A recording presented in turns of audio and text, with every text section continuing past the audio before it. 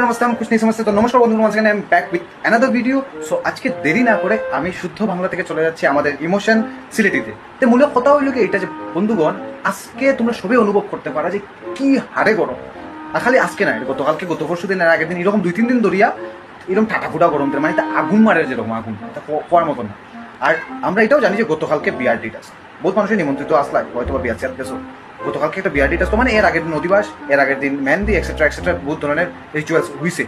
তো এই যে এই সাহস, যেটা বিয়া করার এই সাহসটা, যে জামাইবু যে নতুন নতুন বিয়া করছো গতকালকে, মানে এই সাহসটা জুটান, এটা বহুত মানে বড় ব্যাপার। আর আমি হ্যাটস অফ দিব তারা, যে তারা এই গরমের মধ্যে মেকআপ উইকআপ লাগাইয়া একদম হেভি জুয়েলারি পরিয়া সবে যে বিয়াটি আছে করছো না, একদম রিচুয়ালস মানে দ্যাট ইজ রিয়েলি ফাইন যে রিচুয়ালস মানে করছো, কিন্তু এটার লিগে একটা সাহস লাগে যে এই গরমের মধ্যে এতটা সহ্য করা।